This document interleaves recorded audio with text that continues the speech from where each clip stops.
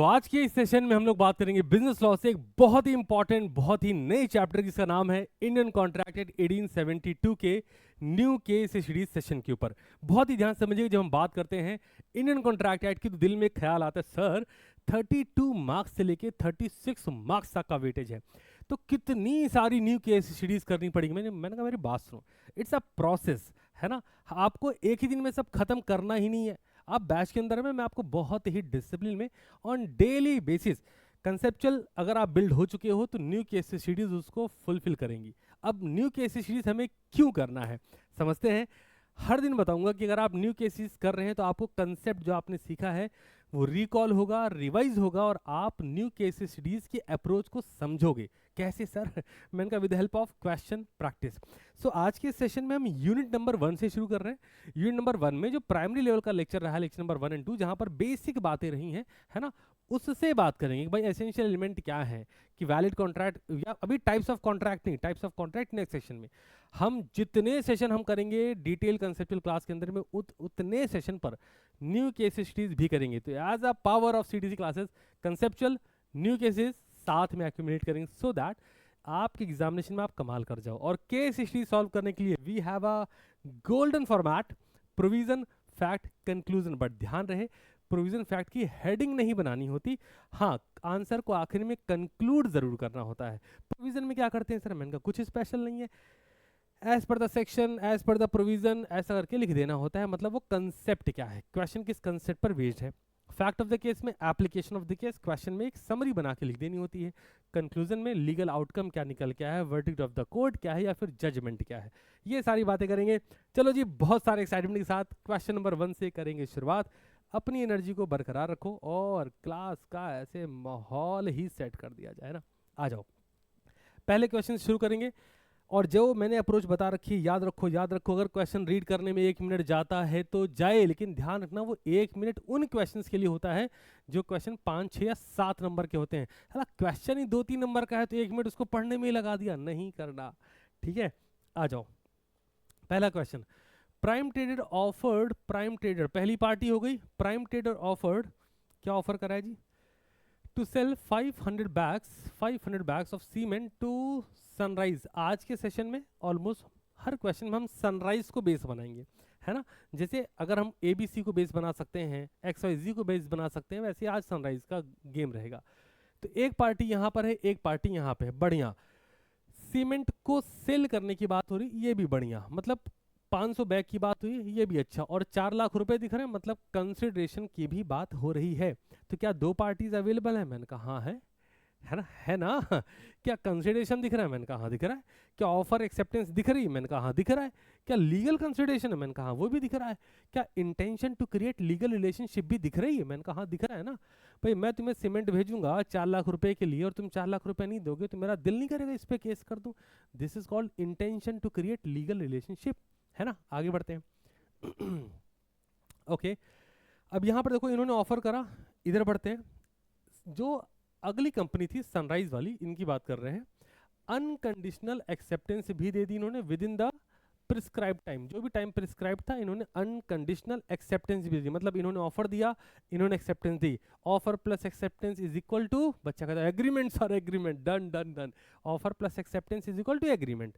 अब एग्रीमेंट में जब लीगल इन्फोर्सिबिलिटी आती है, intention to create legal relationship आता है, तो जाके कॉन्ट्रैक्ट बनता है। थोड़ा आगे बढ़ो, क्वेश्चन को बड़े प्यार से पढ़ो ना।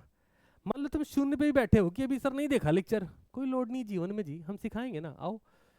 एंड बोथ द पार्टीज, मतलब मिनिमम 2 पार्टी होनी चाहिए अवेलेबल है। Both parties agreed that the payment would be made on delivery. दोनों पार्टीज बात पे एग्री, हाँ ठीक है पेमेंट डिलीवरी पर करी जाएगी, ठीक है। हाउएवर बिफोर डिलीवरी, डिलीवरी से ठीक पहले प्रॉब्लम कहाँ आई? जो प्राइम ट्रेडर्स हैं उन्होंने रिफ्यूज कर दिया to supply the cement, contending that there was merely an agreement. कह रहे हैं बस एग्रीमेंट ही तो हुआ था, ध्यान दो, बस एग्रीमेंट ही तो हुआ था, not a legal enforceable contract. कह रहे सिर्फ एग्रीमेंट तो हुआ था, कॉन्ट्रैक्ट थोड़ी हुआ था, है ना। समझ में आ रहा है ना, पक्की बात है। Okay sir, okay okay okay. साफ शब्दों में बोल रहे हैं कि सर सिर्फ एग्रीमेंट तो हुआ है, कॉन्ट्रैक्ट थोड़ी हुआ है। मैंने कहा बात बताओ, अगर 2 पार्टी अवेलेबल हैं, मिनिमम 2 पार्टी होनी चाहिए, ऑफर दिया गया है, एक्सेप्टेंस दिया गया है, तो एग्रीमेंट भी बन चुका है, कंसिडरेशन भी अवेलेबल है, लीगल इन्फोर्सिबिलिटी भी दिख रही है, intention to create legal relationship भी अवेलेबल है। कॉन्ट्रैक्ट नहीं बना ऐसा ये कह रहे हैं कि कॉन्ट्रैक्ट नहीं है जी, सिर्फ एग्रीमेंट है। मैंने कहा ठीक है भाई, और आगे बढ़ते हैं जरा। अब सनराइज का क्या कहना है? सनराइज कह रहे हैं फाइल्ड अ सूट, इन्होंने केस फाइल कर दिया क्लेमिंग दैट कि जो ये प्राइम ट्रेडर्स हैं had breach a valid contract. तो क्या ये सही? मैंने कहा बिल्कुल सही है। क्यों सर? आपको दोनों में से किसी एक पार्टी की तरफ आप हो जाओ और जरा सोचो, मिनिमम 2% चाहिए होते हैं, है ना? ऑब्जेक्ट चाहिए होता है ऑफर एंड एक्सेप्टेंस का, वो भी है। गुड सप्लाई मतलब लीगल बिजनेस चाहिए होता है, वो भी है। लीगल कंसिडरेशन चाहिए होता है, वो भी है। अनकंडीशनल एक्सेप्टेंस भी मिल चुकी है। Intention to create legal relationship भी अवेलेबल, अगर सब कुछ अवेलेबल है, offer plus acceptance is equal to agreement. ध्यान दो, कॉपी में नोट करेंगे बड़े प्यार से। इधर आइए, हमें जो कंसेप्ट पता है वो क्या है? Offer plus acceptance is equal to agreement, है ना? कि ऑफर में एक्सेप्टेंस आता है तो एग्रीमेंट हो जाता है। तो इन्होंने ऑफर दिया, इन्होंने एक्सेप्टेंस दी, एग्रीमेंट तो बन गया। तो आगे बढ़ो, इसी एग्रीमेंट में अगर इन्फोर्सिबिलिटी बाय लॉ आ जाता है तो वो कॉन्ट्रैक्ट बन जाता है। तो क्या ये लॉ से इन्फोर्स हो सकता है? मैंने कहा अरे बिल्कुल हो सकता है भाई, क्योंकि सब कुछ तो लीगल है, सब कुछ तो वैलिड है, तो लॉ से इन्फोर्स हो सकता है, मतलब ये कॉन्ट्रैक्ट है। बट ये भाई साहब कह रहे हैं, सनराइज कह रहे हैं, नहीं सनराइज नहीं, कहाँ गए? प्राइम वाले कह रहे हैं रिफ्यूज टू सप्लाई, कि हम नहीं सप्लाई करेंगे क्योंकि ये सिर्फ एक एग्रीमेंट है। तो इनका जो कंटेंशन है वो गलत है। और सनराइज एंटरप्राइज जो सूट फाइल कर रहे हैं ये बिल्कुल वैलिड है कि हाँ ये कॉन्ट्रैक्ट वैलिड कॉन्ट्रैक्ट बनेगा।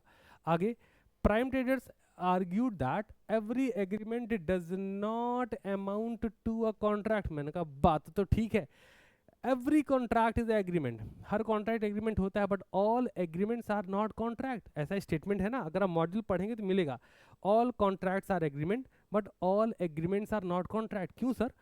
कंसेप्ट बिल्ड करो, रिकॉल करो। हम जब एग्रीमेंट की बात करते हैं तो वहाँ सोशल एग्रीमेंट भी हो सकता है, डोमेस्टिक एग्रीमेंट भी हो सकता है, रिलीजियस एग्रीमेंट भी हो सकता है, बट ये तीनों एग्रीमेंट कॉन्ट्रैक्ट नहीं बनते हैं। कौन सा एग्रीमेंट कॉन्ट्रैक्ट बनता है? सिर्फ और सिर्फ कॉमर्शियल नेचर का। ये किस नेचर का एग्रीमेंट है? मैंने कहा कॉमर्शियल नेचर का। भाई सेल परचेज की बात हो रही है, मतलब ये कॉमर्शियल नेचर का एग्रीमेंट है। और अगर कॉमर्शियल नेचर का एग्रीमेंट है मतलब इन्फोर्सिबिलिटी बाय लॉ अवेलेबल है, तो कॉन्ट्रैक्ट बिल्कुल बनेगा। अब बारी है आंसर देखने की, आ जाओ। इतना इतना एक्सप्लेन कर दिया यार, ऐसा लग रहा है कि मैं अभी डिटेल क्लास पढ़ा रहा हूँ, है ना? भाई सीधा क्वेश्चन देख के आंसर पता लग गया था, बट स्टिल मैं आपको एक्सप्लेन कर रहा हूँ सो दैट आप थोड़ा ज़्यादा रिकॉल रिवाइज कर पाओ। पहला लेक्चर है ना दोस्त कॉन्ट्रैक्ट एक्ट का, न्यू केसीसीडी का। चलो जी, सोल्यूशन की बात करते हैं। तो जो प्राइम ट्रेडर कह रहे हैं ना कि ये कॉन्ट्रैक्ट नहीं है, सिर्फ एग्रीमेंट है, उनका कंटेंशन इज नॉट करेक्ट, वो गलत है। आगे बढ़ जाते हैं। As per section 2 subsection H of the in, ये प्रोविजन है, हेडिंग नहीं लिखी, देखो स्टेटमेंट फॉर्मेट में answer. According to section 2 subsection H of the Indian Contract Act 1872, a contract is an agreement enforceable by law. इधर आओ, enforceable by law. Contract क्या है? एक ऐसा एग्रीमेंट जो लॉ से इन्फोर्स होता है। वापस आ जाइए। An agreement is formed when, agreement कब फॉर्म होता है? मैंने कहा आपको, मैंने क्या क्या बताया? मैंने बोला दो पार्टीज हो, ऑफर हो, एक्सेप्टेंस हो, लॉफुल कंसिडरेशन हो, लॉफुल ऑब्जेक्ट हो, और intention to create legal relationship हो। चेक करते हैं। One party makes a proposal, other party accept. क्या हुआ था? हाँ, लॉफुल कंसिडरेशन 4 लाख रुपए अवेलेबल थे 500 बैग के लिए, हाँ वो भी ठीक है। Every agreement does not become a contract, हाँ ये बात बिल्कुल सच है, लेकिन कॉन्ट्रैक्ट बनने के लिए एग्रीमेंट को क्या करना होगा? लीगल ऑब्लिगेशंस क्रिएट करनी होगी, है ना? अगर उसे लॉ से इन्फोर्स कराना है तो। इन द प्रेजेंट केस, पॉइंट देख लो अच्छे से, ऊपर प्रोविजन हो गया। अब जिसे बात आती है ना fact of the case, in the present case check करिए। Prime Traders made a proposal to sell cement and Sunrise gave its unconditional acceptance. किस बात के लिए हुआ था सारी बात? ये लॉफुल कंसिडरेशन के साथ में। The parties intended to create, parties का इंटेंशन था ना कि अगर सप्लाई नहीं देंगे तो मैं केस कर दूंगा, और उनका इंटेंशन था अगर मैंने 500 बैग की सप्लाई दे दी, 4 लाख रुपए नहीं देंगे तो भी मैं केस कर दूंगा। Intention to create legal relationship यही है। आ जाओ, therefore valid and enforceable contract यहाँ पर बिल्कुल चकाचक होते दिख रहा है। अब आगे बढ़ जाते हैं conclusion. Since there was a lawful proposal, valid acceptance, consideration and intention to create legal relationship, agreement क्या बन जाएगा दोस्त? Agreement become contract under section 2 subsection H. Hence जो सनराइज कह रहे हैं एकदम अच्छे आदमी हैं। Sunrise enforce the contract against Prime Traded. मुझे प्लीज बताइए क्या पहला कंसेप्ट माइंड में फर्स्ट क्लास क्लियर हो गया? जल्दी जल्दी बताइए सारे बच्चे, बताओ क्या पहला कंसेप्ट माइंड में फर्स्ट क्लास लॉक हुआ? हमने भी जाना all contracts are agreement but all agreements are not contract. Section 2 subsection H के अंदर में एक एग्रीमेंट का कॉन्ट्रैक्ट बनने के लिए क्या क्या एसेंशियल एलिमेंट होने चाहिए उस पर बेस्ड एक बहुत ही बेहतरीन कंसेप्ट। अब जैसा मैं आपको बोल रहा हूँ कि ये सेशन एंड होते होते अभी कुछ क्वेश्चन से मैं आपको ऐसे कराऊंगा द मोस्ट कंफ्यूजिंग क्वेश्चन हो सकते हैं अगर वो किसी आम बच्चे को पेपर में दिख जाएंगे। हाँ सच में लेकिन क्योंकि आप मेरे स्टूडेंट हैं तो आप बहुत ही प्राउडली क्वेश्चन देखेंगे, फील लाइक ये तो वहीं का क्वेश्चन है। अभी दिखाता हूँ, टेंशन ना लो जी, है ना। मैं जो बोल रहा हूँ बात समझ के चलो कि ये होगा अभी आपके साथ, चिंता ना करें। आइए अगले क्वेश्चन पे चलते हैं। बड़े प्यार से पढ़िएगा, ठीक है, मजा बहुत आएगा। आ जाओ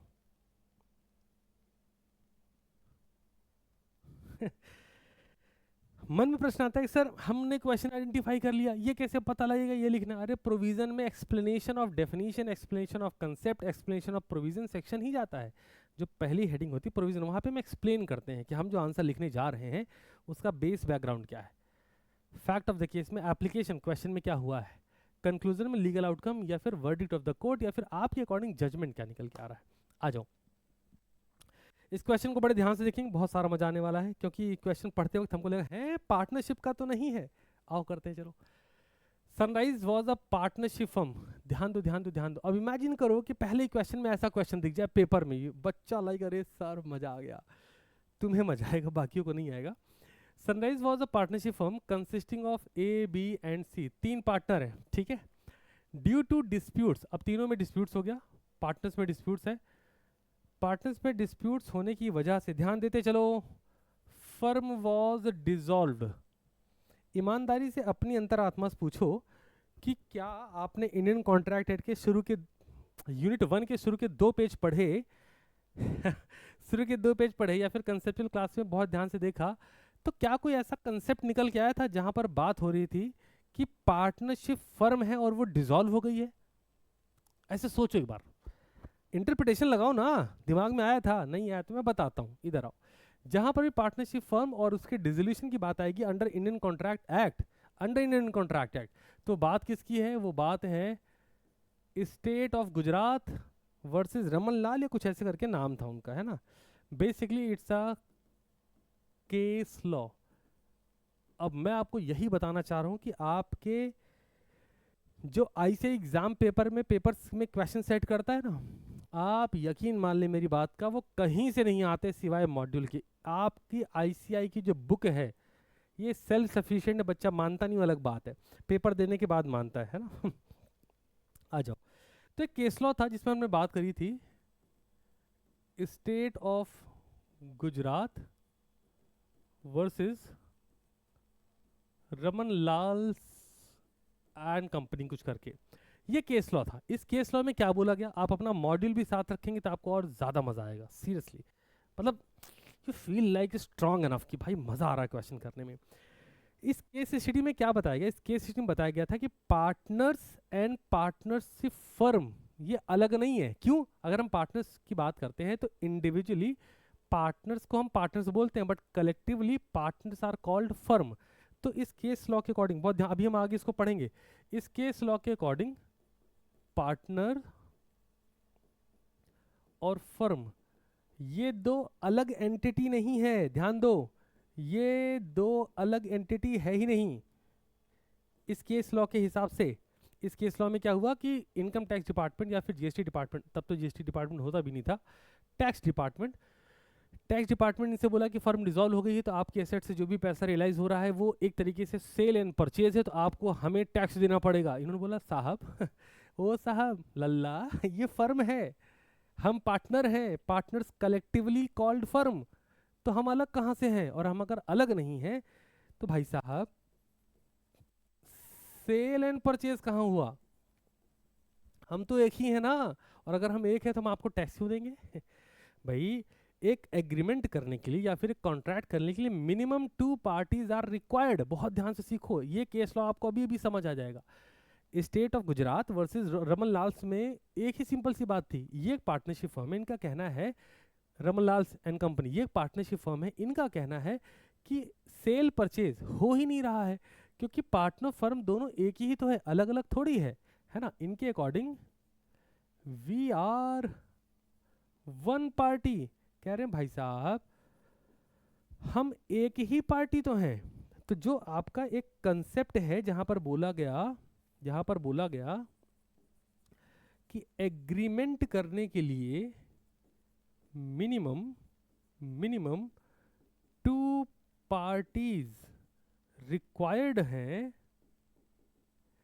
मिनिमम 2 पार्टी रिक्वायर हैं, ये वाला जो कंसेप्ट है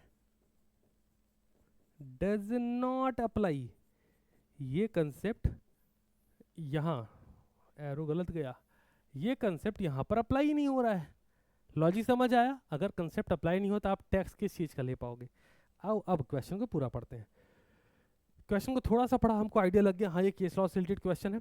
at the time of dissolution के दौरान the firm stock of electrical goods were divided among A, B and C according to their respective profit sharing ratio में जो भी स्टॉक था वो डिवाइड हो गया है। State tax department treated the distribution of goods as a sale. ध्यान दो प्रॉब्लम कहाँ से आई है। डिपार्टमेंट कहता है जी ऐसा है, ये एक सेल है और इस वजह से आपको टैक्स देना पड़ेगा। अब मुझे बात बताओ, किसी के लिए भी सेल होने के लिए किसी को कुछ परचेज भी तो करना है। भाई मैं सेल कर रहा हूँ, कोई परचेज भी तो करेगा, जब भी तो सेल आएगा ना। आगे बढ़ते हैं। On the ground that the firm had transferred the goods to the partners for consideration. ये कह रहे हैं कि फर्म ने पार्टनर्स को गुड्स कंसिडरेशन के फेवर में ट्रांसफर किया है। पार्टनर्स कह रहे हैं भैया एकदम डिसॉल्व हो गए, है ना। फर्म हमारी समाप्त हो गई, वाइंड अप हो गई, डिसॉल्व हो गई, खत्म हो गई। जो बचा खुचा स्टॉक है हम अपने प्रॉफिट शेयरिंग रेशियो में ले रहे हैं और आप कह रहे हो कि फर्म हमें सेल कर रही है और हम परचेज कर रहे हैं। ऐसा हो रहा है क्या? तो इनकम जो भी स्टेट टैक्स डिपार्टमेंट कह रहा है हाँ ऐसा हो रहा है। ये कह रहे हैं ऐसा है नहीं। आगे आओ। पार्टनर्स कंटेंडेड दैट कि no sale had taken place. ये कह रहे हैं कुछ बेचा थोड़ी क्या है, because the partners and the firm could not be treated as separate. ये दोनों अलग थोड़ी हैं। Examine the legal position with reference to the Indian contract 1872 and relevant. शब्द पकड़ो।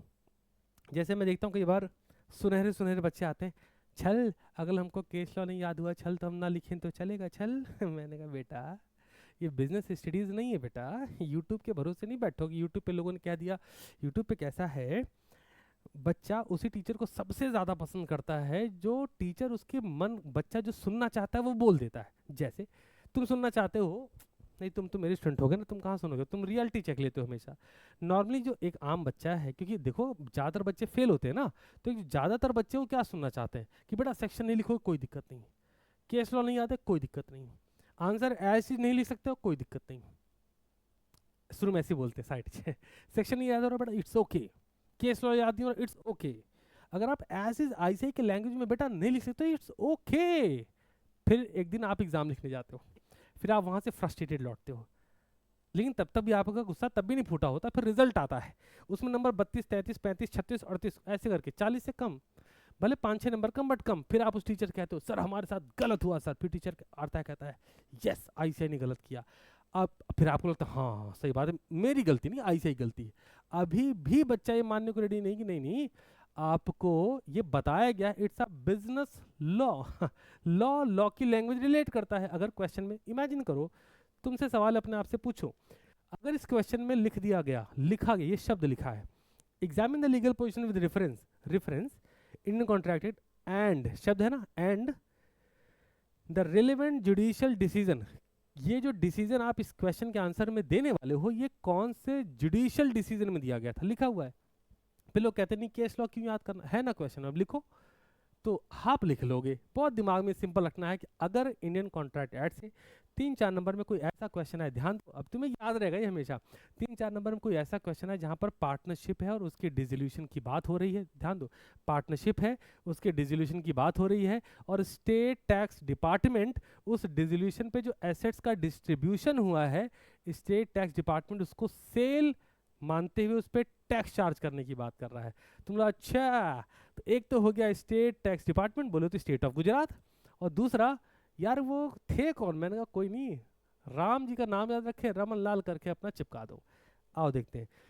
तो आपको समझ में आ गया कि जो स्टेट टैक्स डिपार्टमेंट टैक्स की डिमांड कर रहा है ये इनवैलिड है, और यहाँ पर स्टेट ऑफ गुजरात इनवैलिड हो जाएंगे। रमन लाल का कंटेंशन बिल्कुल करेक्ट है कि वी आर अ पार्टनर्स, और पार्टनर्स ऑफ फर्म सेपरेट नहीं होते हैं। आइए अब आंसर की बात करते हैं। The contention of partner is correct. आगे बढ़ो। वैलिड कॉन्ट्रैक्ट रिक्वायर एटलीस्ट कितने लोग चाहिए, 2 डिस्टिंक्ट आइडेंटिफिटेबल पार्टीज चाहिए, 2 अलग लोग चाहिए। फर्म पार्टनर अलग अलग थोड़ी हैं। 1 person can not contract with himself, अपने आप से कोई कॉन्ट्रैक्ट थोड़ी कर पाएगा। As a contract necessary involve 1 party making, एक पार्टी क्या करती है ऑफर, और दूसरी पार्टी क्या करती है acceptance. Offer plus acceptance is equal to agreement, ये तो पता ही है ना। आगे बढ़ते हैं। इन द प्रेजेंट केस, ये हेडिंग बनाओ एकदम चकाचक, और फिर लिखेंगे प्रेजेंट केस में क्या हुआ है। मैंने कहा एक फर्म थी वो डिसॉल्व हो गई, जो उसकी एसेट्स थी वो डिस्ट्रीब्यूट हो रही है पार्टनर्स के बीच में उनके शेयर्स में। Distribution does not amount to sale, और डिस्ट्रीब्यूशन को सेल नहीं माना जाता, ना ही कोई ट्रांसफर माना जाता है। In the above principle was laid down in the case of State of Gujarat versus Raman Lal S N. Company. यही है वो केस, ऐसा मस्त मस्त लिखेंगे। Where it was held that, conclusion held that distribution of partnership assets among partners, partners में ही अगर वो डिस्ट्रीब्यूट हुआ है on the time of dissolution, अगर ऐसा हुआ है, इज नॉट अ सेल। तो अगर ऐसा है, since a person can not contract with himself, distribution of partnership assets on dissolution does not involve, 2 party है ही नहीं ना यहाँ पे, कोई सेल हुई नहीं। अब इमेजिन करो अगर कोई सेल नहीं हुई तो टैक्स किस बात का देंगे। So demand raised by the tax department is not legally sustainable. हाँ जी बताइए, ईमानदारी से बताइए, इस क्वेश्चन को करने में मजा आया कि नहीं, क्योंकि क्वेश्चन प्राइमा फेस से on the very first time देखते साथ लग रहा था ओ पार्टनरशिप का आ गया क्या। फिर नीचे लिख रहे कॉन्ट्रैक्ट एक्ट में वो लीगल प्रोविजन के साथ बताओ, यू आर लाइक कि बता देंगे। बताओ भाई बताओ, सारे बच्चों को क्वेश्चन आ गया क्या, ये जल्दी से बताइए फिर हम आगे बढ़ेंगे। बताओ जी बताओ, मजा आ रहा है है ना, क्योंकि न्यू केस स्टडीज यार ये अपने आप में बहुत ही अमेजिंग चीज होती है। डन है, बहुत ही बढ़िया। लाओ अगले क्वेश्चन पे चलते हैं। मैं ऐसे हजारों बच्चों को जानता हूं जो मुझ तक रीच करते हैं और बोलते हैं सर मैं लॉ का पेपर लिखने के वक्त ब्लैंक हो गया, पहले क्वेश्चन से ही ब्लैंक हो गया। मैंने कहा क्यों, क्या प्रॉब्लम है। कहते सर क्वेश्चन देख के समझ ही नहीं आया क्वेश्चन क्या पूछना चाह रहा है, ऐसे क्वेश्चन कभी प्रैक्टिस ही नहीं किए थे। मैंने कहा तो एक्सपेक्टेशन क्या थी, जैसा पिछले साल या पिछले अटेम्प्ट में या एमटीपी में या आरटीपी में पेपर दिया था, क्वेश्चन दिया था वैसा देते। कह नहीं सर फिर भी कुछ तो सिमिलैरिटी होनी चाहिए। मैंने कहा तो इंस्टीट्यूट को मेल करो कि पेपर लेना छोड़ दें। अरे पेपर लेंगे तो कुछ तो डिफरेंट आइडेंटिकल क्वेश्चन बनाएंगे ना, आपकी प्रिपरेशन उस लेवल पे जानी चाहिए। इंस्टीट्यूट ऑफ की पेपर ऐसा टफ बना दिया इन्होंने, प्रिपरेशन टफ करो पेपर इजी बनाओ। प्रिपरेशन तुम टफ करके पेपर को इजी कर दोगे, लेकिन अगर प्रिपरेशन वीक रही तो पेपर फिर कैसा भी दे देंगे, छाती पीटने वाले हर अटेम्प्ट में रहेंगे, अरे इस बार ऐसा दे दिया। आओ जी आओ। और मॉड्यूल की लैंग्वेज बहुत सेल्फ सफिशिएंट है, बस बच्चा उसको पढ़ता नहीं। बच्चा कैसे पढ़ता है, जैसे मैंने अभी आपको जो क्वेश्चन करवाए दो, इन दोनों क्वेश्चन में कॉमन बात थी, लैंग्वेज को डिकोड करके हमने क्वेश्चन ड्राफ्ट कर दिया। जैसे भी एक स्टेट ऑफ गुजरात का क्वेश्चन हमने करा वर्सेस रमन लाल, एक केस स्टडी है, 2-3 लाइन का पैराग्राफ मॉड्यूल में लिखा है, बच्चा पढ़ेगा तो उसको जमेगी, हाँ ये बात है, केस लॉ में बात लिखी, पढ़ के बताओ मुझे जल्दी से बताओ सारे बच्चे, मॉड्यूल देखो अपना, किताब देखो, उसमें state of Gujarat versus Raman Lal Sen company लिखा है कि नहीं लिखा है। छोटा सा पैराग्राफ है, 2-3 लाइन मैक्सिमम, इससे ज़्यादा नहीं है। आप एक आम बच्चे की एक्सपेक्टेशंस क्या है कि कोई भैया दीदी ने उसको गाइड कर दिया कि बस इतना इतना इतना, इतना कर लो हो जाएगा। इतना सिलेबस है तो इतना करना पड़ेगा, इतना करके नहीं होगा। वहां से क्वेश्चन इंस्टीट्यूट उठा के ड्राफ्ट कर दिया, बच्चा सोच रहा है कि कुछ बेसिक बेसिक बातें कर लें। ठीक है, अब आगे बढ़ते हैं। इन सज्जन को क्या तकलीफ है भाई। अब आगे बढ़ो, चलो। Mister A enter into the following two transaction, दो ट्रांजेक्शन में मिस्टर ए इंटर हो रहे हैं। बड़े ध्यान से मजे करो आओ। अब लिखना छोड़ो, पढ़ाई करो। लेट आएंगे क्लास में फिर, सर ये क्या हुआ, ये क्या होगा।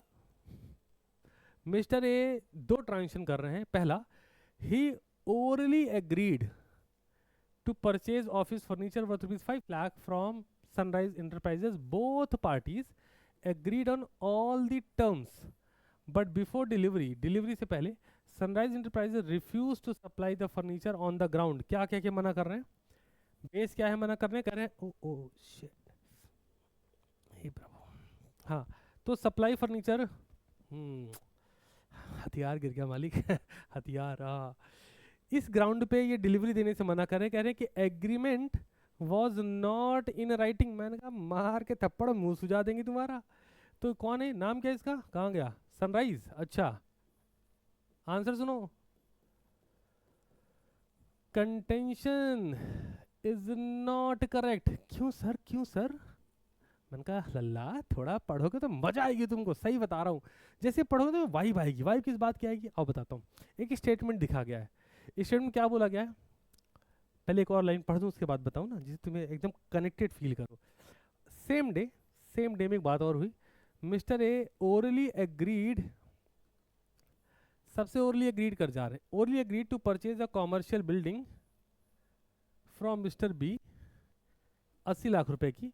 Mister B later refuse to execute a written and registered sale deed. इन्होंने भी मना कर दिया। कहते हैं ये पगले है क्या भाई। Mister A filed a suit claiming that oral agreement itself constitute a valid and enforceable contract. ये कह रहे हैं कि ओरल एग्रीमेंट भी तो वैलिड और इन्फोर्सिबल होता है। इस पूरे क्वेश्चन का जो की वर्ड है वो है ओरल एग्रीमेंट। मैंने कहा आओ जरा डिकोड करते हैं साहब। एग्रीमेंट क्या ओरल हो सकता है? मैंने कहा बिल्कुल हो सकता है। आइए समझते हैं, मजे से समझते हैं। कॉपी उठाओ दोस्त, कॉपी कलम उठाओ, वो तुम्हारे हथियार है, ये हमारा हथियार है। उठाओ, लिखते हैं, बड़े मजे से सीखो। क्या एग्रीमेंट सिर्फ रिटन होता है? मैंने कहा नहीं, एग्रीमेंट की डेफिनेशन पढ़ेंगे तो वहाँ क्लियरली मेंशन है कि एग्रीमेंट ओरल भी हो सकता है, रिटन भी हो सकता है। तो इस हिसाब से दोनों ही एग्रीमेंट वैलिड हुए, है ना। सुनो पूरी बात सुनो।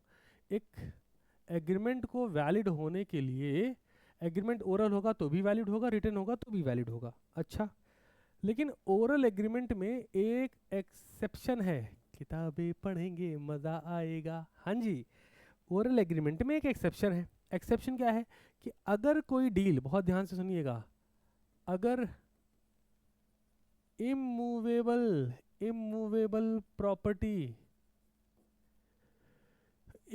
प्रॉपर्टी का एग्रीमेंट होता है जो रिक्वायर्ड है, जिसके लिए रिक्वायर्ड है। क्या रिक्वायर्ड है सर?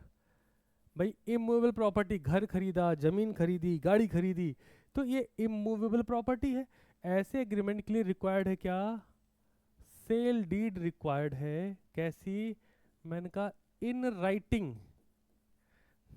ध्यान रहेगा मित्र? अच्छा कहता मजा आ रहा है सर। हाँ जी, क्या सीखने को मिला कि जो ओरल एग्रीमेंट होगा हमारा, बहुत ध्यान से, जो ओरल एग्रीमेंट होगा उसके लिए रिक्वायरमेंट है कुछ चीज़ों की। किस चीज़ की रिक्वायरमेंट है सर? कि जो सेल डीड होगी ना, जो सेल डीड होगी वो इन राइटिंग होनी चाहिए। अब यहाँ प्रॉब्लम आइडेंटिफाई करो।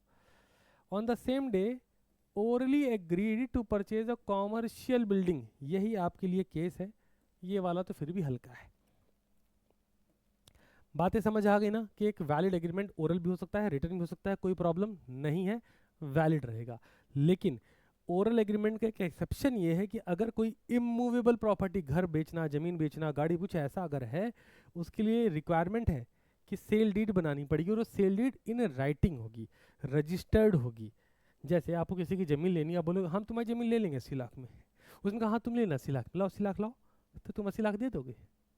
एनालिटिकल थिंकिंग इस्तेमाल करो ना, इंटरप्रिटेशन सोचो कि अगर तुम किसी से बोलते हो मैं तुम्हारी ज़मीन 80 लाख रुपए में लूंगा, क्या तुम मुझे 80 लाख रुपए में अपनी ज़मीन बेचना पसंद करोगे? तुमने ऑफर दिया, समझते ना, दो पार्टी है, हाँ है, तुमने ऑफर दिया, हाँ दिया, उसने 80 लाख में एक्सेप्टेंस दे दिया, हाँ दे दिया। क्या ऑब्जेक्ट लीगल है? हाँ लीगल है। क्या कंसिडरेशन अवेलेबल? मैंने कहा हाँ सब कुछ तो है, मिनिमम 2 पार्टीज भी हैं, एसेंशियल एलिमेंट सारे टिक हो जा रहे हैं, तब तो ये कॉन्ट्रैक्ट बन जाएगा। मैंने कहा पागल हो गया क्या भाई? अगर ये इमूवेबल प्रॉपर्टी का एग्रीमेंट हो रहा है तो oral agreement is no agreement, इसको वैलिड नहीं करा जाएगा। छोटी बात है, ध्यान रखना है। लीगल पोजीशन बतानी है, मैंने कहा बता तो दी लीगल पोजीशन, आओ अब आंसर करके दिखाते हैं। वाह जी वाह, चलिए देखते हैं जी लीगल पोजीशन क्या है। एज अ जनरल रूल, ध्यान से सीखना, बहुत मजा आता है इसी क्लास में। As a general rule there is no difference, कहते हैं कोई डिफरेंस नहीं है written contract and oral contract में, कोई डिफरेंस नहीं। बच्चा कहता हो सर अगर कोई डिफरेंस नहीं है फिर तो वो भी ठीक है। मैंने कहा पूरा पढ़ना है।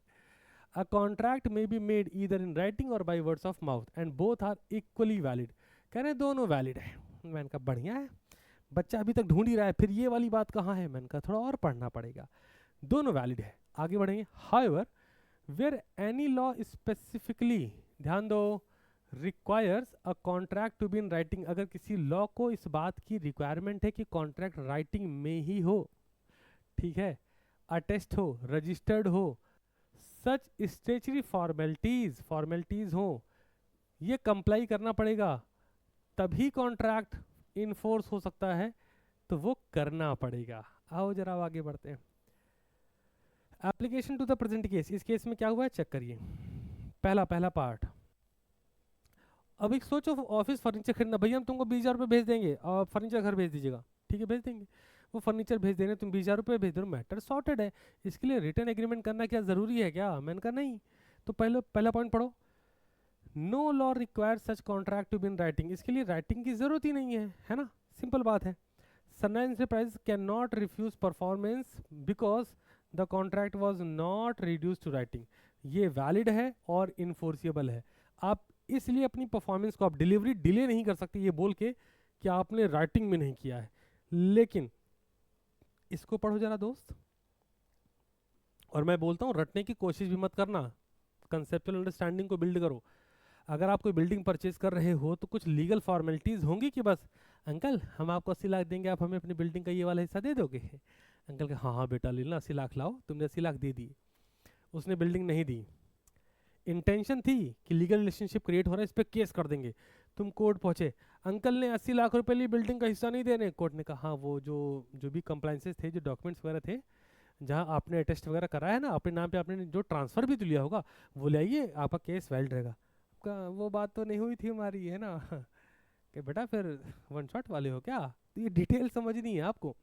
आ जाओ, अ ट्रांसफर ऑफ हाँ बहुत बढ़िया, इसी की बात हम लोग कर रहे थे ना, इधर आइए। इमूवेबल प्रॉपर्टी की बात हो रही थी, चलो जी। इमूवेबल प्रॉपर्टी अगर है, परचेज ऑफ कॉमर्शियल बिल्डिंग एक इमूवेबल प्रॉपर्टी है, इसकी रिक्वायरमेंट है कि कुछ कंप्लाइंसेस करनी पड़ेंगी, जैसे कुछ फॉर्मेलिटीज हैं, including execution of return, writing में होगा, रजिस्टर्ड होगा, जहां रिक्वायर्ड होगा लॉ से वहां करना पड़ेगा, है ना। आगे साफ शब्दों में लिखा है कि oral agreement is not sufficient to complete such transaction. Clear cut बात है, मजेदार है, नोट्स की कोई बात नहीं हो रही, भी पढ़ी फिलहाल। Therefore, Mr. A cannot enforce the transfer of commercial building solely on the basis of oral agreement। तो जो मिस्टर ए ओरल एग्रीमेंट के बेसिस पे बिल्डिंग को ट्रांसफर करने की बात कर रहे थे, ये ऐसा नहीं कर सकते, सॉर्टेड है। आगे बढ़ जाओ। The oral contract for the sale of office furniture is valid, office furniture वाला तो वैलिड हो जाएगा, but oral agreement for the sale of commercial building is not legally enforceable. मुझे प्लीज सारे बच्चे बताएंगे, क्या ये ओरल और रिटन डॉक्यूमेंट या ओरल और रिटन एग्रीमेंट एंड कॉन्ट्रैक्ट वाला कंसेप्ट बिल्ड हो गया कि ओरल और written agreement both are same, there is no difference between oral agreement and written agreement, दोनों ही केस में ये वैलिड होते हैं। बट ओरल एग्रीमेंट में एक एक्सेप्शन है, कौन सा? इमूवेबल प्रॉपर्टी अगर है तो oral agreement is no agreement. बताओ फटाफट से, क्या सबको ये पॉइंट क्लियर है? तो हम आगे बढ़ेंगे अब। जल्दी जल्दी बोलो और कॉपी में बढ़िया से खूबसूरत सी लाइन लिखो। Oral agreement for immovable property is not a valid agreement। Done है, बहुत ही बढ़िया, मजा आ रहा है, कंसेप्ट हो गया। तो new case studies the power ना, आपको कंसेप्ट रिकॉल रिवाइज करके देती है न्यू केस के। अच्छा ये सीखा था, इसकी एप्लीकेशन ये होगी। और आप अच्छी बात क्या है पता है कि अगर डायरेक्ट क्वेश्चन भी आ गया तो बड़े स्मूथली इसको राइट कर पाओगे, कोई टेंशन नहीं है। ओके, ये एक बड़ा ही प्यारा सा सुंदर सा सवाल, ठीक है, आओ करते हैं। एक सेकंड का समय दो।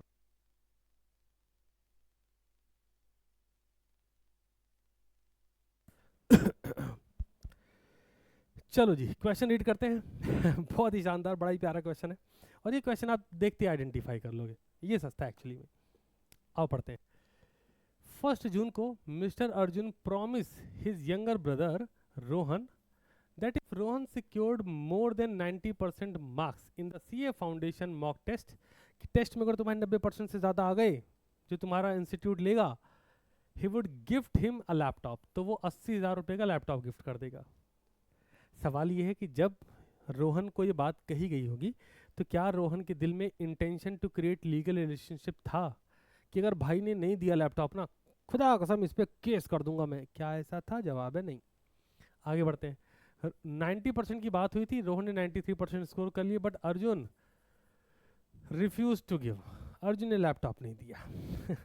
अगर अर्जुन ने लैपटॉप नहीं दिया तो हमारा दिमाग हमसे कहता है कि भाई अगर ब्रदर्स आपस में कोई ऐसा एग्रीमेंट कर रहे हैं, this is called domestic agreement. जिसे फ्रेंड आपस में कोई एग्रीमेंट कर रहे हैं तो वो डोमेस्टिक नेचर का हो जाता है, और domestic agreement not enforceable by law होता है, उसके लिए केस नहीं करा सकता। क्यों? क्योंकि वहाँ पे intention to create legal relationship missing है।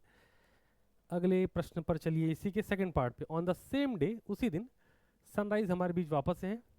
बिकॉज नाम पर तुम्हारा ध्यान ना जाए, मेन मेजर प्रॉब्लम क्या वो देखो। Entered into a written agreement, written agreement पे आए with Prime Traders, 500 office chair भिजवानी है 10 लाख रुपए के लिए। After receiving the order, Sunrise refused to deliver the chairs, contending that it was merely a promise. ये कहने से प्रॉमिस था, not a legally enforceable obligation. मेरे भाई इधर आओ, समझते हैं इस केस में क्या हुआ है। रोहन ने भी केस फाइल कर दिया अर्जुन पर, और प्राइम ने केस फाइल कर दिया सनराइज पर। रोहन वाला केस नॉट वैलिड है, क्यों? रीजन साफ है, डोमेस्टिक नेचर का है। बट इस केस की बात करते हैं। ये वाला जो केस दिख रहा है भाई, 2 पार्टी है, हाँ है, सुनते चलना। मिनिमम 2 पार्टी चाहिए, अवेलेबल है। ऑब्जेक्ट चाहिए, अवेलेबल है। लीगल ऑब्जेक्ट अवेलेबल है, कंसिडरेशन अवेलेबल है, सेल परचेज हो रहा है, सब कुछ है। Intention to create legal relationship दिख रही है, इन्फोर्सिबिलिटी बाय लॉ वो भी दिख रहा है। जब सब कुछ है तो आप मना कैसे कर सकते हो? This is called commercial nature agreement. और कॉमर्शियल नेचर का जो एग्रीमेंट होता है उसमें क्या होता है दोस्त? उसमें होता है intention to create legal relationship. क्या होता है भाई? Intention to create legal relationship होता है कि अगर इन्होंने चेयर सप्लाई नहीं दी तो मैं केस कर दूंगा। चेयर वाले को लग रहा है अगर मैंने चेयर सप्लाई दे दी, इन्होंने मुझे पेमेंट नहीं करी, तो मैं केस कर दूंगा। बहुत सिनेरियोस। चलो, तो लीगल पोजीशन देखने की बात है। मैंने आपको बता दिया, बट फिर भी देखेंगे क्या लीगल पोजीशन है साहब। मैंने कहा इस प्रिंसिपल के according intention to create legal relationship हमें चेक करना है, क्योंकि अगर ये रहेगा तभी एक एग्रीमेंट कॉन्ट्रैक्ट बन पाएगा। जैसे मैंने बोला एक डोमेस्टिक नेचर का एग्रीमेंट है, जहाँ पर भाई भाई से कुछ कह रहा है। एक बड़ा ही प्यारा केस लॉ है which is name as Balfour versus Balfour. याद आ रहा है? आ जाओ आ जाओ आ जाओ। एक बड़ा ही प्यारा केस लॉ है जिसका नाम है बल्फर वर्सेस वर्सेस बल्फर। अब ये क्या, ये हस्बैंड है, ये वाइफ है, ध्यान दो। मॉड्यूल पढ़ेंगे मजा आएगा। हस्बैंड ने अपनी वाइफ को प्रॉमिस कर दिया कि मैं तुम्हें मेंटेनेंस के लिए हर महीने इतने पर्टिकुलर पाउंड दिया करूंगा। हस्बैंड ने वाइफ को प्रॉमिस करा। तो उस दौरान क्या वाइफ के मन में ऐसा इंटेंशन है कि अगर इसने मुझे ड्यू डेट पर नहीं दिया, हर महीने नहीं पेमेंट करा, तो मैं इस पर केस कर दूंगा? उस वक्त तो नहीं। वाइफ ने कहा अरे oh my god thank you so much, है ना, वी आर सो प्रिविलेज, है ना, I am so grateful to have you in my life. सारी बातें क्या अच्छी अच्छी निकल रही हैं। कुछ ही वक्त बाद हस्बैंड ने वो जो भी अमाउंट दे रहा था उनकी मेंटेनेंस के लिए कि पार्लर जाओ पार्टी करो, देना मना कर दिया उसने, ना देंगे जी, है ना। डिस्टेंस हुआ। मिसेस बल्फर घर से निकली, सीधे कोर्ट पहुंच गई कि मिस्टर बल्फर तुमको तो हम कोर्ट में घसीटेंगे। कोर्ट का लीगल आउटकम ये निकल के आया कि भाई साहब बात ऐसी है कि this is a domestic nature agreement, और डोमेस्टिक नेचर एग्रीमेंट में intention to create legal relationship on the time of agreement made. जब एग्रीमेंट हुआ था तब इंटेंशन ही नहीं था ना। मिसेस बल्फर आपका इंटेंशन था? बोला नहीं ये तो नहीं था। और अगर ये नहीं था तो आप केस नहीं कर सकते, है ना। फिड्यूशियल रिलेशनशिप कहाँ से आ जाएगा बच्चे, आप इसको ऐसे समझो ना, जैसे मैंने आपको बल्फर वर्सेस बल्फर का केस लॉ बताया, सिमिलरली एक और केस लॉ है this is called Rajlukhi Devi versus Bhutnath. नाम से पता चल रहा होगा, बल्फर बल्फर ये तो विदेशी हैं, लेकिन राजलुखी देवी वर्सेस भूतनाथ, भूतनाथ का भूत बना दिया था राजलुखी देवी ने। ध्यान से सुनना, इससे थोड़ा सा बियॉन्ड जा रहे हैं बट आप सुन लेंगे तो आपको समझ आ जाए, क्योंकि हस्बैंड वाइफ वाला दो केस लॉ है, दोनों बता दूंगा। राजलुखी देवी वर्सेस भूतनाथ के केस लॉ में क्या हुआ कि राजलुखी देवी ने बोला प्राणनाथ भूतनाथ क्या तुम मुझसे प्रेम करते हो? तो भूतनाथ ने कहा हाँ हाँ हाँ हाँ। कहे क्या तुम इसको लिख सकते हो? उनका हाँ हाँ हाँ प्रिय, जैसे अपने यहाँ के लोग इमोशनल होते हैं ना, तुरंत लिख दिया यस हाँ मैं तुमसे प्रेम करता हूँ। ये किसने लिखा? सोचो सोचो सोचो, भूतनाथ जी ने राजलुखी देवी के प्रेम में लिख दिया, रिटर्न रिटर्न हो गया। फिर राजलुखी देवी ने कहा कि प्राणनाथ भूतनाथ क्या ये तुमने रिटर्न किया है इसको हम रजिस्टर्ड करवा सकते हैं बस मेरी मेमोरी के लिए? भूतनाथ ने कहा हाँ प्रिय क्यों नहीं करवा सकते हैं। राजलुखी देवी ने कहा चलो रजिस्टर्ड ऑफिस चलते हैं, ये जो तुमने रिटर्न डॉक्यूमेंट दिया है लुक लाइक रिटर्न एग्रीमेंट, इसको जरा रजिस्टर्ड करवा लेते हैं। तो क्या हो जाएगा? Return and registered. Balfour versus Balfour जो नहीं कर सके थे, राजलुखी देवी वर्सेस भूतनाथ ने वो कर दिखाया। और दोस्तों मैं आप सारे बच्चों को बड़ी प्यारी बात बताता हूँ, भारत में आज की डेट में भी, अब मेरी बात बहुत गौर से सुनना, भारत देश में आज की डेट में भी अगर आपको 100 घर पता है, 100 फ्लैट्स पता है, 100 घर पता है, जाके मेरी बात मान के, पहले अपने घर से शुरू करना, जाके मेरी बात मान के उनकी रजिस्टर्ड डीड चेक करना, आपके होश उड़ जाएंगे। 100 में से 80 घर आज की डेट में भी, राजलुखी देवी वर्सेस भूतनाथ का केस तो पता नहीं कब का है, बल्फर वर्सेस बल्फर 1919 का केस लॉ है, कब का बोल रहा हूँ, 1919 1919 का केस लॉ है। और भारत में एट प्रेजेंट भी 80% घर महिलाओं के नाम है। ओए होए होए, रिलेटेबल लग रहा है?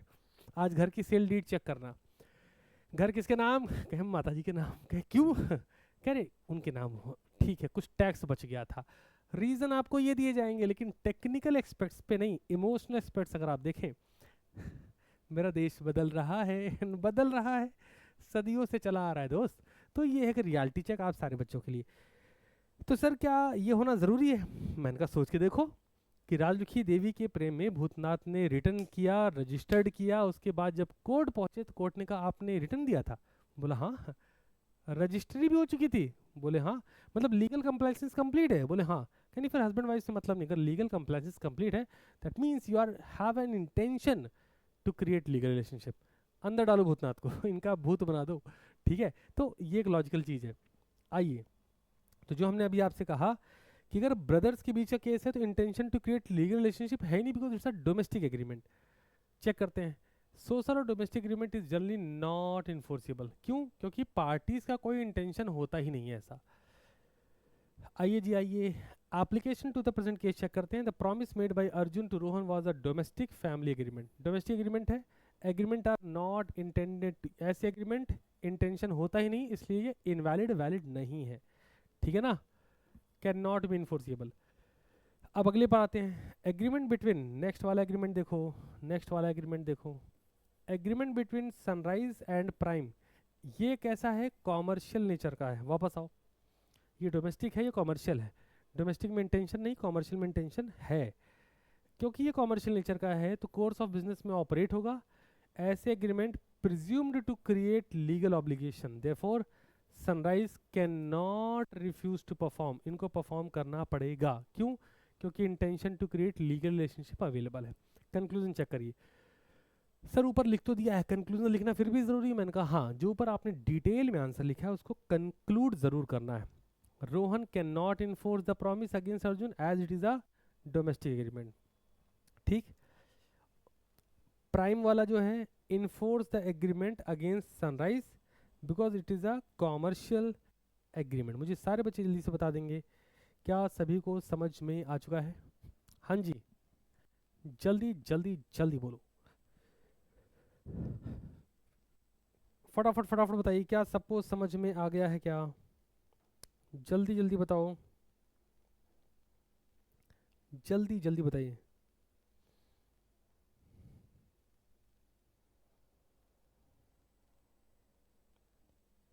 डन है, डन है।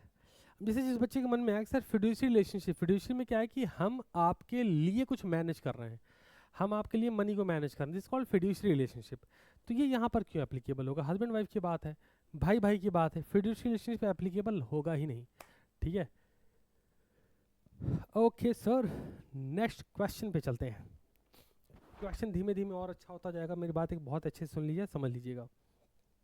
सुनिए, अभी हम क्योंकि यूनिट 1 पर है ना, स्टिल मैं आपको इतने खूबसूरत क्वेश्चन करवा रहा हूँ। जस्ट इमेजिन यूनिट 2, 3, 4, 5 और उसके बाद 6 के बाद 7, 8, 9 भाई बवाल काट देंगे, ऐसे ऐसे क्वेश्चन कराएंगे। और वहाँ तक भी बात नहीं रुकेगी, उसके बाद जब हम कंबाइंड क्वेश्चन, कंबाइंड सेक्शन जब उस लेवल पे आएंगे ना, यू फील लाइक हाँ सर कुछ बड़ा ही शानदार है। आ जाओ नेक्स्ट क्वेश्चन पे चलते हैं, पढ़िए जी पढ़िए।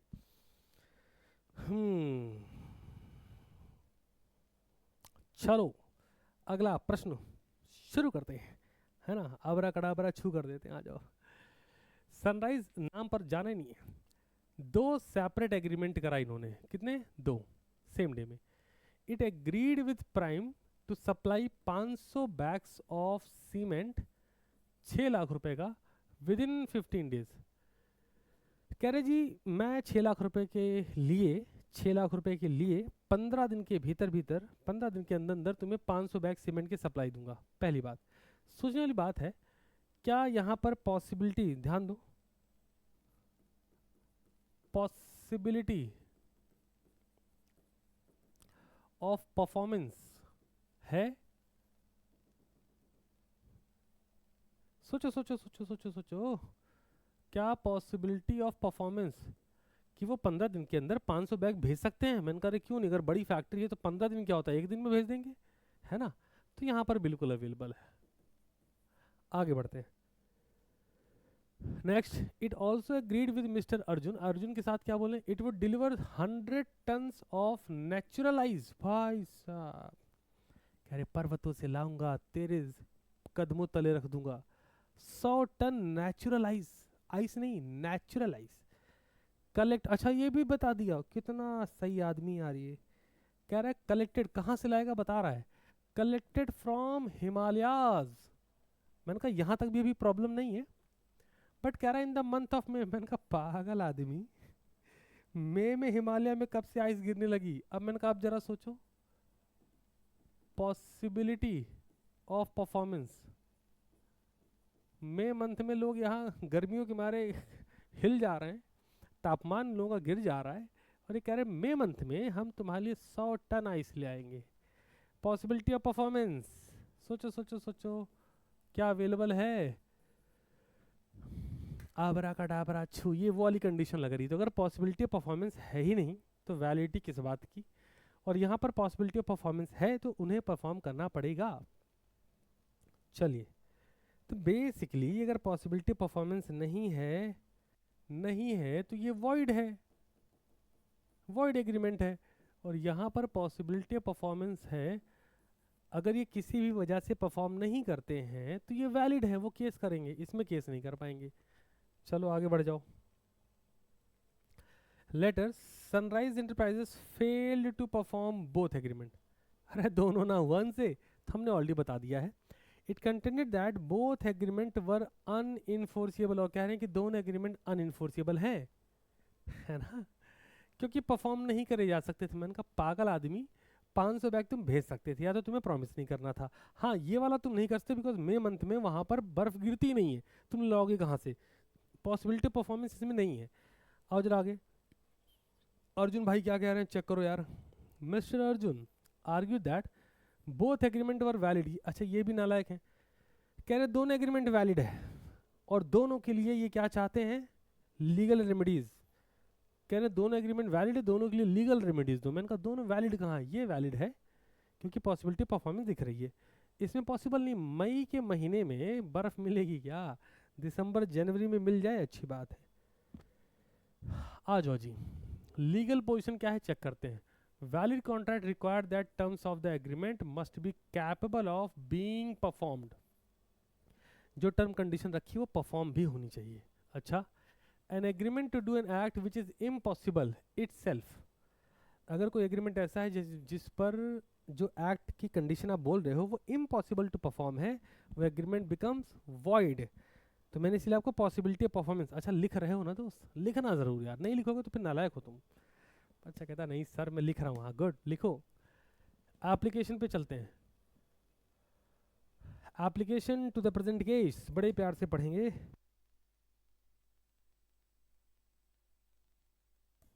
हाँ जी, agreement between Sunrise and Prime for the supply of 500 cement is capable of performance. हाँ या ना, 500 सीमेंट तो भेज सकते थे ना, और इस वजह से क्या है, वैलिड भी है और इनफोर्सिएबल कॉन्ट्रैक्ट भी है। If Sunrise fail to perform, अगर वो फेल हो जाते हैं तो अप्रोप्रिएट लीगल रेमेडीज मिलेगी वैलिड वाले में, है ना। लेकिन लेकिन लेकिन agreement to deliver 100 tons of natural ice, जो हिमालय से वो डायरेक्टली लेके आएंगे in the month of May, knowing that such performance क्या है, परफॉर्मेंस इज इम्पॉसिबल। क्यों भाई, मई मंथ में नहीं मिलेगा ना, ये इम्पॉसिबल एक्ट है, तो agreement is void and can not be enforced. बड़े प्यार से कंसेप्ट रिकॉल, बट कंक्लूजन में फिर भी जाएंगे। सीमेंट की जो सप्लाई है ये वैलिड है, लेकिन लेकिन लेकिन नेचुरल आइस वाली वॉइड है। देयरफॉर मिस्टर अर्जुन, ध्यान देना कंक्लूड करना है दोस्त answer, mister Arjun can not enforce that agreement under the Indian Contract Act 1872। Possibility of performance का तुम्हें क्वेश्चन करवा दिया है, ठीक है। नेक्स्ट पे चलते हैं, बहुत सारा मजा आ रहा है। हो आओ जी आओ, मजे करते जाओ। Business law new question practice. Sir new cases का मतलब वो न्यू केसेस सीरीज हम आपको करवाते हैं बैच के अंदर में, जो किसी भी PYQs MTP RTP में एग्जिस्ट ही नहीं करती। पेपर में भी तो जो आता है वो एग्जिस्ट कहाँ करता है, तभी तो इंस्टीट्यूट देता है, ले वही क्वेश्चन कर दे, बच्चा कहता हो हमारी बैच में बच्चा बोलेगा हाँ वाह लाओ कर देते हैं। क्वेश्चन पढ़ो, सेल्फ रीडिंग भी मारो, मैं एक्सप्लेन भी कर रहा हूँ, और अप्रोच दिमाग में पढ़ते हुए ढूंढते चलो इसमें क्या अप्लाई हो सकता है। जितना इसको बिल्ड करोगे, एनालिटिकल थिंकिंग जितनी स्ट्रांग करोगे, उतना यूज टू हो जाओगे पेपर में क्वेश्चन देख के समझने के लिए। और आप अगर एग्जाम रेडी हो गए ना, हाँ विजन टिक हो जाएगा, है ना। आ जाओ, Sunrise entered into the following independent transaction है, ध्यान देते हैं। 17 साल का रोहन, मैंने कहा भाई 17 साल का Rohan, agreement with minor is void एब इनिशियो। मैटर बिल्कुल सॉर्टेड है ना, शुरू से ही वॉइड है। आगे बाद में पढ़ेंगे, आगे से मतलब ही नहीं। Next, mister Aman who was heavily intoxicated, मैंने कहा इंटॉक्सिकेटेड है, पगलेट है थोड़ा सा, unsound mind, agreement with unsound mind, अगर अनसाउंड माइंड से है वॉइड है। Next, mister David alien enemy, alien मतलब इस हमारी कंट्री से नहीं, जिस कंट्री से ये हैं उस कंट्री से हमारी कंट्री की वॉर लगी पड़ी हुई है, ठीक है। तो आगे बाद में पढ़ेंगे, पहले लिख ले।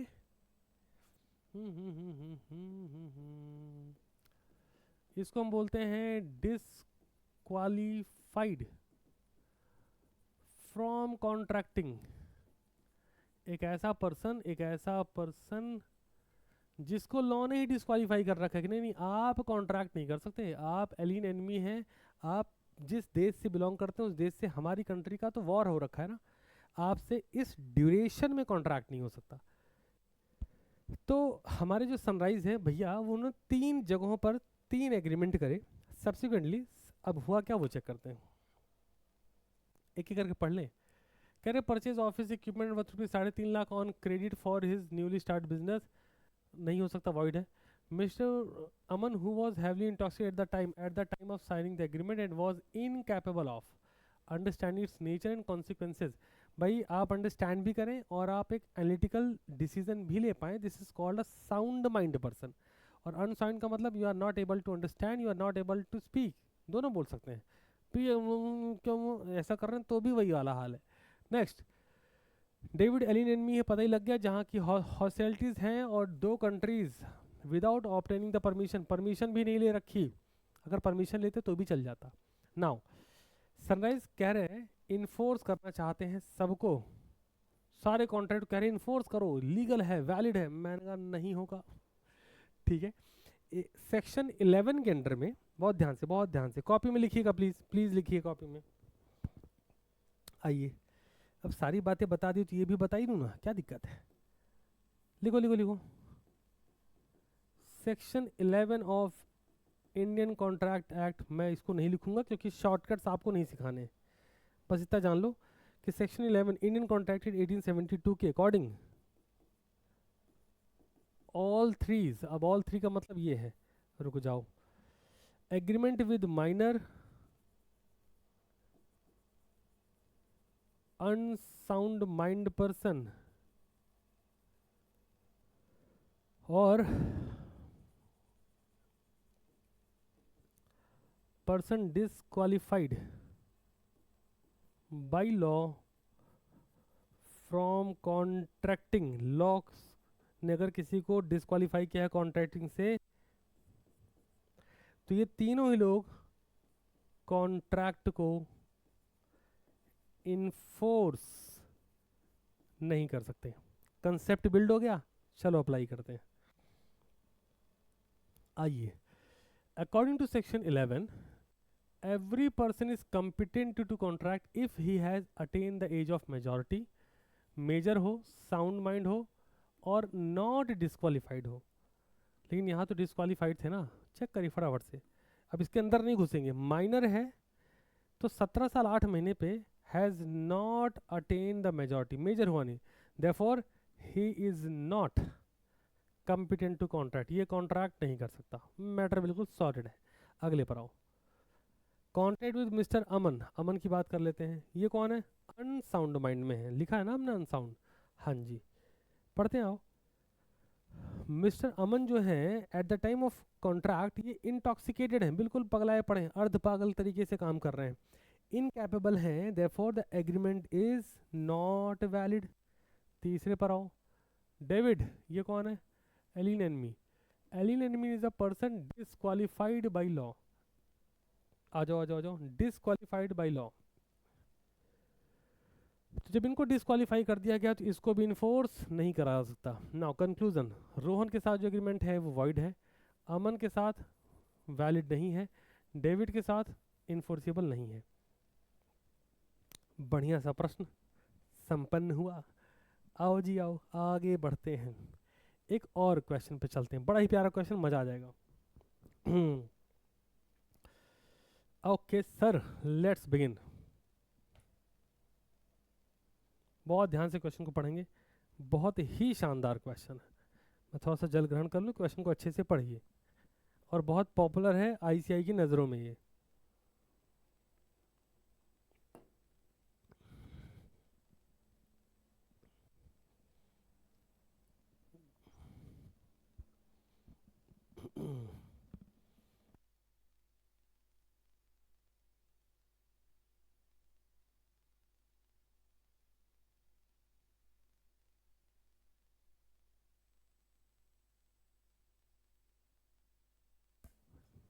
वॉइस हो गई रिपोर्ट है, बढ़िया। चलिए तो अब इस क्वेश्चन को भी जहन कर दिया जाए, आ जाओ मेरे साथ पढ़ते हैं। कुछ इंडिपेंडेंट एग्रीमेंट इन्होंने करे, सनराइज ने कुछ इंडिपेंडेंट, यही क्वेश्चन है ना, एक सेकंड समय दो।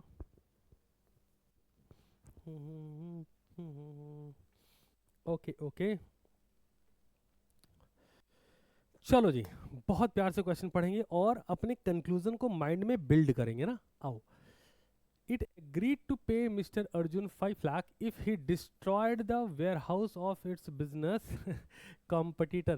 कह रहा 5 लाख रुपए दे देंगे हमारे जो कॉम्पिटिटर उसके बिजनेस में आग लगा दो। तो मेरे भाई एक बात बताओ, सोचो सोचो सोचो, क्या यहाँ पर लॉफुल ऑब्जेक्ट की बात हो रही है क्या? मैंने कहा नहीं सर, आगे बढ़ते हैं।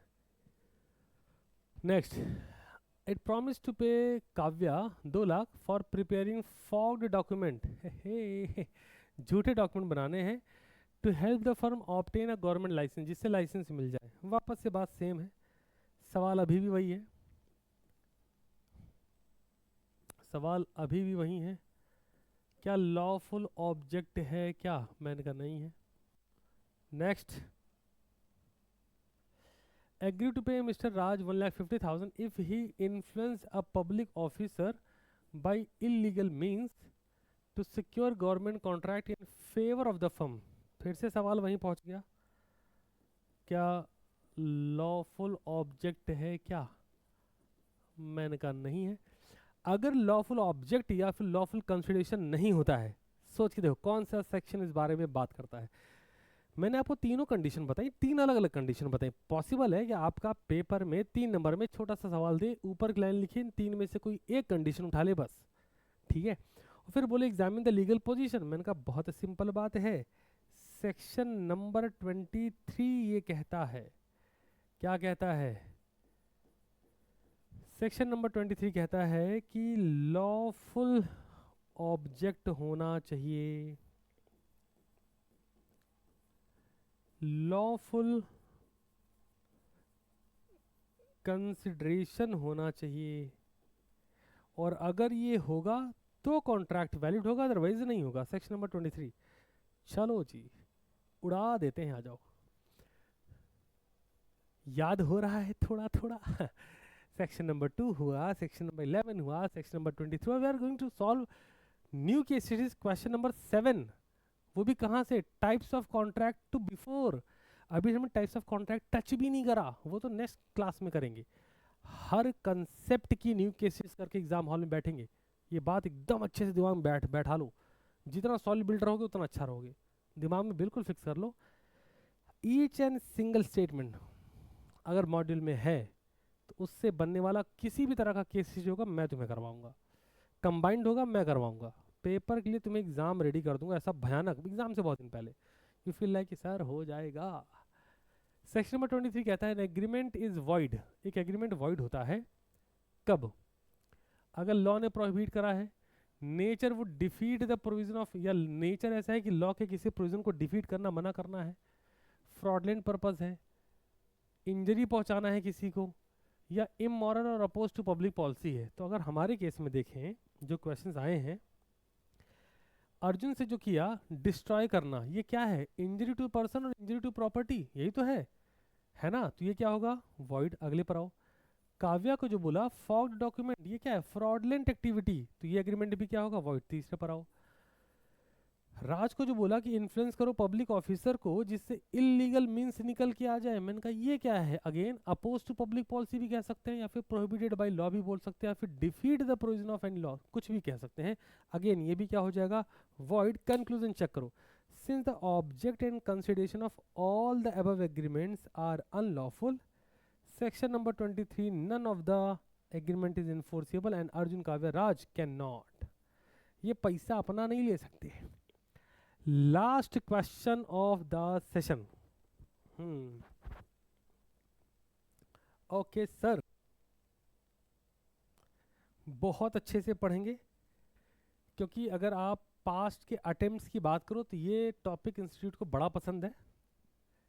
ध्यान से सुनो बातों को, बहुत पसंद है। और बच्चा एवं ही कंफ्यूज हो जाता है, वो गलत मतलब कचरा करके आता है पेपर में, तुम्हें नहीं करने दूंगा। क्यों भी बताऊंगा, आओ ध्यान देना, अच्छे से पढ़ना। और कोशिश करना कि वो कीवर्ड ढूंढ निकालो कि यार इसमें क्वेश्चन में क्या अप्लाई होना चाहिए। ठीक है, आओ करते हैं। कुछ दो इंडिपेंडेंट एग्रीमेंट हुए हैं, ठीक है, कितने? दो इंटर्ड हुए एग्रीमेंट में with prime, whereby prime traders agreed that it would never carry any business anywhere in India for the rest of its life। कहते जीवन में 15 लाख के बदले पैसा भी लिया इसके लिए। कहता जीवन में कभी भी भारत में किसी भी जगह पे कोई बिजनेस नहीं करेंगे। मैंने कहा मेरे भाई इधर आओ,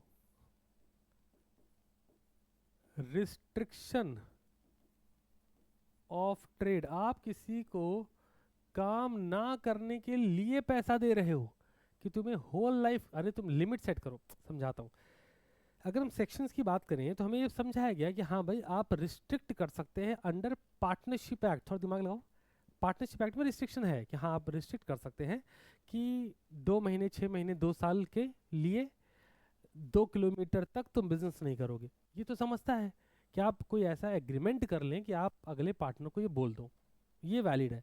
बट आप ये बोलो एग्रीड दैट नेवर कैरी, कभी नहीं कर सकते एनी बिजनेस, कोई भी बिजनेस, ये बिजनेस नहीं जो हम कर रहे हैं, कोई भी नहीं कर सकते एनीवेयर इंडिया, भारत में कहीं नहीं कर सकते for the rest of its life, जब तक तुम्हारा जीवन कभी बिजनेस नहीं कर सकते। ये लो 15 लाख रुपए मुंह में दबा दी तुम्हारे, ले पैसे तो भाई साहब ये रिस्ट्रिक्शन ऑफ ट्रेड है और ये वॉइड भी है